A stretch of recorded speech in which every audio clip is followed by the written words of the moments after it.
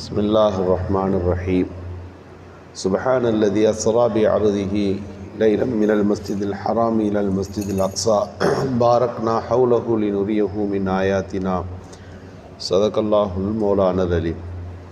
மேலான அல்லாஹுவின் நல்லடியார்களே, அல்லாஹு சுப்ஹானஹு வ தஆலா நபிகள் நாயகம் ஸல்லல்லாஹு அலைஹி வஸல்லம் அவர்களை தன் பக்கம் அழைத்து தன்னோடு உரையாடி நபி பெருமானார் அவர்களுக்கு சில அன்பளிப்புகளை கொடுத்து அல்லாஹ் அனுப்பி வைத்த ஒரு உயர்ந்த ஒரு பாக்கியத்திற்குரிய இரவைத்தான் நாம் மிஅராஜுடைய இரவு என்று சொல்லுகின்றோம். நபிகள் ஸல்லல்லாஹு அலைஹி வஸல்லம் அவர்கள் அல்லாஹுவை சந்தித்தார்கள். அல்லாஹுவை சந்திக்கின்ற போது அத்தஹியாத்தில் அமர்ந்தார்கள். நாம் இன்றைக்கு அத்தஹியாத்து ஓதுகின்ற வாசகங்கள் அங்கு இடம்பெற்றது. அத்தஹியாத்து லில்லாஹி வஸ்ஸலவாத்து, என்னுடைய உடலால் ஏற்படுகின்ற காணிக்கைகள், என்னுடைய இன்னபிற விஷயங்களிலால் ஏற்படக்கூடிய இபாதாத்துகள் அத்தனையும் உனக்கே சொந்தம் என்று நபிகள் ஸல்லல்லாஹு அலைஹி வஸல்லம் அவர்கள் அத்தஹியாத்தை தொடங்குகிறார்கள். அதனுடைய அமைப்பு தான் இன்றைக்கு தொழுகைகளிலே அத்தஹியத்தாக இருக்கிறது. அல்லாஹ் எப்படி இருந்தான், நூறுன், அல்லாஹ் ஒளியாக இருந்தான் என்று ஸல்லல்லாஹு அலைஹி வஸல்லம் சொன்னார்கள். அதை எப்படி என்னால் முழுமையாக வர்ணிக்க முடியும், எப்படி அதை சூழ்ந்து அறிந்து கொள்ள முடியும் என்று நபிகள் ஸல்லல்லாஹு அலைஹி வஸல்லம் அவர்கள் அல்லாஹுவை கண்டதை குறித்து பேசினார்கள். தொழுகை அன்பளிப்பாக தரப்பட்டது. சூரத்துல் பக்ராவுடைய 3 வசனங்களை, கடைசியில் இருக்கக்கூடிய 3 வசனங்கள் தரப்பட்டது. எல்லா வசனங்களும் வஹியாக வரும், ஆனால் அந்த 3ம் நேரடியாக அல்லாஹ்வால் அன்றைக்கு தரப்பட்டது. சூரத்துல் பக்ராவுடைய கடைசி வசனங்கள், அந்த வசனங்கள் எந்த வீடுகளில் ஓதப்படுமோ அங்கே ஜின்னுடைய சிஹருடைய கோளாறுகள் அந்த வீட்டிலிருந்து வெளியேறிவிடும் என்பது முக்கியமானதொரு செய்தியாக அதோடு சேர்ந்திருக்கிறது. அதுபோல இந்த உம்மத்திற்கு இன்னொரு விஷயத்தை அல்லாஹ் அன்பளிப்பாக கொடுத்தான். எதுவரை மன்னிக்கப்படும்? ஒரு மனுஷன் தப்பு செஞ்சுட்டா அவனுக்கு மன்னிப்பு இல்லை என்று நாம் சொல்ல முடியாது. அவனுக்கு மன்னிப்பு உண்டு. அந்த மன்னிப்புக்கான காலம் எவ்வளவு? ஒவ்வொரு சமுதாயத்திற்கும் ஒரு குறிப்பிட்ட அளவுக்கு டைம் இருந்துச்சு, நேரம் இருந்தது. இந்த சமுதாயத்திற்கு ஒரு மனித வாழ்நாளில் அவன் தன்னை திருந்திவிட்டேன் என்று சொன்னால் அல்லாஹ் அதை ஏற்றுக்கொள்ளுகின்ற காலகட்டமாக சக்கராத்து வரை நீட்டிக்கப்பட்டது. சக்கராத்து வரைக்கும் அந்த மனுஷன் அல்லாஹ்ட்ட, யா அல்லாஹ் என்னை மன்னித்து விடு, நான் திருந்து விட்டேன், இனி பாவத்தின் பக்கம் போக மாட்டேன் என்று சொன்னால் இந்த தௌபாவை செய்வதற்கான வாய்ப்பு என்பது சக்கராத்து வரை நீட்டிக்கப்பட்டிருக்கிறது. அல்லாஹ் அந்தளவுக்கு வாய்ப்பு கொடுத்துருக்குறான். சக்கராத்து வந்து தான் மௌத்து வரும்னு நம்மால் சொல்ல முடியாது அல்லவா? எப்போது மரணம் நம்மை பிடிக்கும் என்பது தெரியாது. எனவே பாவக்கரைகளிலிருந்து நம்மை நீக்கி அவன் பக்கம் மீளுவது என்பது முக்கியம். ஆனால் இந்த உம்மத்திற்கு ஒரு பெரிய ஒரு நற்செய்தியாக அந்த விஷயம் பெருமானார் ஸல்லல்லாஹு அலைஹி வஸல்லத்துக்கு தரப்பட்டது. தௌபா ஏற்றுக்கொள்ள முடியாமல் போவது 2 காரணங்கள் தான். ஒன்று, சக்கராத்துக்கு வந்துருச்சுனாக்கா தௌபா முடிஞ்சிச்சு. 2வது, கிழக்கே சூரியன் உதிக்க வேண்டும், மாற்றி திசையில் உதிக்கிறது. கிழக்கே உதித்து மேற்கே மறையும் என்று சொல்லுவார்கள்.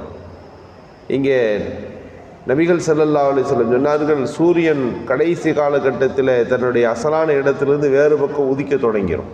இதை பார்த்தோன்னா உலகத்துக்கு என்னாச்சுன்னு மக்களெல்லாம் பார்ப்பாங்க. அந்த நேரம் இருக்கிறதே கியாமத்துடைய அடையாளம் தொடங்கிவிட்டது என்று அர்த்தம். இனி இதெல்லாம் பார்த்த பிறகு மனிதனுக்கு பயம் வரும். இந்த பயம் வந்த பிறகு தன்னை எல்லாம் நடக்கப் போகிறது உண்மைதான்னு தௌபா செய்வார்கள். அந்த நேரத்தில் தௌபாவினுடைய வாசல் அடைக்கப்பட்டு விடும் என்று சொன்னார். எனவே தௌபாவுக்கான நல்ல வாய்ப்பாக இந்த தினங்களை அல்லாஹ் கொடுத்திருக்கிறான். இப்படி இந்த 3 விஷயங்கள், தொழுகை, சூரத்துல் பக்ராவுடைய 3 வசனங்கள், அதுபோல் தௌபாவுக்கான கால அளவு, இந்த 3ஐயும் நபிகள் பெருமானாருக்கு அன்பளிப்பாக அல்லாஹ் கொடுத்து அனுப்பி வைத்தான். தொழுகையை பெற்றுக்கொண்டு நபிகள் ஸல்லல்லாஹு அலைஹி வஸல்லம் அவர்கள் வருகிற போது 6வது வானத்திலே ஹஜ்ரத் மூசா அலைஹிஸ்ஸலாமை சந்தித்தார்கள். சொன்னார்கள், ஒரு சமூகத்தை வழிநடத்துகின்ற போது அந்த சமூகம் நம்முடைய எல்லா கட்டளைகளுக்கும் அவர்கள் கட்டுப்பட்டு நடப்பதில் சில பிரச்சனைகள் அவர்களுக்கு இருக்கிறது. இந்த 50 வக்து தொழுகைகளை உங்கள் உம்மத்து முழுமையாக நிறைவேற்றுவார்களா? எனவே நீங்கள் குறைச்சிட்டு வாங்க அப்படின்னு அல்லாஹ் அனுப்பி வைத்தார்கள். நபிகள் ஸல்லல்லாஹு அலைஹி வஸல்லம் தயங்கி 5 வக்துகளை குறைத்து மீண்டும் வருகிற போது மீண்டும் ஒரு தடவை குறையுங்கள் என்று சொல்லி 9 தடவையாக நபிகள் ஸல்லல்லாஹு அலைஹி வஸல்லம் அல்லாஹ்வை சந்திக்கிறார்கள். மீண்டும் மீண்டும் சந்தித்து அந்த சந்திப்பு பலதாகிறது. திரும்ப ஒரு இடத்துக்கு போயிட்டு வந்தால் அது இலகுவான பயணமாகிறது. ஒவ்வொரு தடவையும் அல்லாஹ்வை பார்த்து விட்டு வருகிற ஒரு மனிதரை, ஒரு தூதரை ஹஜ்ரத் மூசா அலைஹிஸ்ஸலாம் இப்போது பார்க்கிறார்கள். கடைசியாக 5 வக்து தொழுகை தரப்படுகிறது. 5 வக்து தொழுகை பெருமானார் பெற்றுக்கொண்டு இந்த பூமிக்கு வந்தார்கள். ஜிப்ரைல் அலைஹிஸ்ஸலாம் லொஹர் நேரத்தில் வந்து அடுத்த நாள் தொழுகையை ஆரம்பித்தார்கள். ஃபஸ்ட்டு தொழுகை லொஹர் தொழுகை தான். லொஹர் தொழுகையை ஹஜ்ரத் ஜிப்ரைல் அலைஹிஸ்ஸலாம் தொழுகை நடத்த ரசூலுல்லாஹ் அதை பார்த்து தொழுதார்கள். எந்த விதத்தில் தொழுதார்களோ அதுபோல் ரசூலுல்லாஹ் தொழுதார்கள். எந்த நேரத்தில் தொழுதார்களோ அதுபோல் தொழுதார்கள். 2 நாட்கள் ஜிப்ரைல் அலைஹிஸ்ஸலாம் அந்த நேரத்தையும் தொழுகையும் கற்றுக் கொடுப்பதற்காக வந்தார்கள். ரசூலுல்லாஹ் நிற்பாங்க, ரசூலுல்லாஹ்க்கு பின்னாடி சஹாபிகள் நிற்பாங்க. ஜிப்ரைல் அலைஹிஸ்ஸலாம் அந்த தொழுகையை வகைப்படுத்தி காட்டினார்கள். முதல் நாள் வந்து ஒவ்வொரு நேரத்தினுடைய முதலாவது கட்டத்தில் வருவாங்க. 2வது நாள் அந்த வக்துடைய கடைசி நேரத்தில் வருவாங்க. லொஹர் முதல் நாள் 12:45 வந்து தொழுகை நடத்தி காட்டினாங்கன்னா 2வது நாள் 3 மணிக்கு மேலே வருவாங்க. இது 2க்கும் மத்தியில் உள்ளது தான் லொஹர் நேரம். அசரு நேரம் எப்படி முதல்ல வந்து ஃபஸ்ட்டு நேரத்தில் தொழு நடத்துவாங்க, 2வது கடைசி நேரத்தில் தொழுவாங்க. ஒரு 4 மணிக்கு அசரு தொழுகை என்றால் முதல் நாள் 4 மணிக்கும் 2வது நாள் சூரியன் வரைவதற்கு சற்று முன்பு வரைவான காலத்தில் வந்து தொழுகை நடத்துவார்கள். இப்படி ஜிப்ரைல் அலைஹிஸ்ஸலாம் நேரத்தையும் கற்றுக் கொடுத்தார்கள், தொழுகின்ற விதங்களையும் கற்றுக் கொடுத்தார்கள். தொழுகை என்பது மூமின்களுடைய முக்கியமானது ஒரு கடமை. அஸ்ஸலாத்து இமாதுத்தீன், மார்க்கத்தினுடைய தூண்.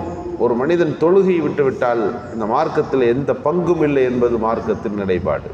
4 மதுஹபுகளும் இந்த தொழுகையை விடுகின்ற மனிதனை குறித்து பேசுகின்ற போது மிக கடுமையான தண்டனைகளை பேசியிருக்கிறது. ஒன்று சாட்டையில் அவன் அடிக்கப்பட வேண்டும் என்கிறது. என்ன சிலர் அவர்கள் தொழுகிறேன் என்று ஒப்புக்கொண்டு தொழுகை விடாமல் நியமமாக தொழுகிற உறுதியை தருகிற வரை அவன் சிறையில் அடைக்கப்பட வேண்டும் என்று சொல்லுகிறது. தொழுகை அற்றவர் இறந்து போனால் அவர் முஸ்லிம்களின் கபருஸ்தானில் அடக்கப்படலாமா வேண்டாமா என்கின்ற சர்ச்சைகள் இந்த மார்க்கத்தில் இருக்கிறது. தொழுகை என்பது அவ்வளவு முக்கியமான ஒரு விஷயம். நபிகள் ஸல்லல்லாஹு அலைஹி வஸல்லம் அவர்கள் தக்பீர் தஹ்ரீமாவோடு தொழுகையை அந்த சஹாபிகளுக்கு கற்றுக் கொடுத்தார்கள். இமாம் தக்பீர் கட்டி அந்த ஓத தொடங்குகிற போதே அவர் இருக்கணும், அந்த இடத்துக்கு வந்து நிற்கணும். தக்பீர் தஹ்ரீமா இமாம் அல்லாஹு அக்பர் என்று தொடங்குகிற போது அந்த சபையில் இருப்பவர்களாக அந்த சஹாபிய பெருமக்களை நபி ஸல்லல்லாஹு அலைஹி வஸல்லம் வழிகாட்டினார்கள். தொழுகைக்குள்ளே இருக்கின்ற பல்வேறு விஷயங்கள், அவைகள் எல்லாவற்றை விட அவர்களுக்கு முக்கியமானதாக இருந்தது. ஒரு தொழுகைனா ஒரு பொடுபோக்கான அமைப்பில் இல்லாமல் அதில் எதிலும் அர்க்கான்கள் அத்தனைகளையும் மிகவும் நியமமாக செய்கின்ற, தக்பீர் கட்டி நிற்கிற போது ஒரு குச்சி நடப்பட்டால் எப்படி இருக்குமோ அது போன்ற தொழுகை என்பது இஸ்லாத்திலே மிகப்பெரியதொரு அடையாளமாக இருக்கிறது. உலகம் முழுக்க முஸ்லிம்கள் என்று சொன்னால் வேறு எதை கொண்டும் அடையாளப்படுத்தப்படுவதில்லை. கூட்டமாய் நின்று வணங்குகிற, ஒரே நேரத்தில் எல்லாரும் சஜிதாவில் இருக்கின்ற, ஒரே நேரத்தில் எல்லோரும் ஒருபோல செய்கின்ற ஒரு மக்காவின் காட்சியும் உலகத்தில் நடக்கிற ஜமாத்து தொழுகைகளும் தான் முஸ்லிம்களுக்கான மிகப்பெரிய அடையாளமாக காட்டப்படுவதை நாம் பார்க்கிறோம். அந்த தொழுகை ஒரு மனிதன் அல்லாஹ்வோடு நெருங்குகின்ற மிகப்பெரிய ஒரு சாதனமாக இருக்கின்றது. அந்த தொழுகை நபி அவர்கள் இந்த மிஅராஜுடைய இரவில் பெற்று தந்தார்கள் என்பதுதான் இந்த மிஅராஜினுடைய மிக முக்கியமான சிறப்பாக இருக்கிறது. அல்லாஹ் சுப்ஹானஹு வ தஆலா அந்த தொழுகைகளை வாழ்நாள் முழுக்க நியமமாக தொழுது வருகின்ற நல்ல தௌஃபீக்கை நமக்கு நல்குவானாக. சுப்ஹானல்லாஹி வ பிஹம்திஹி.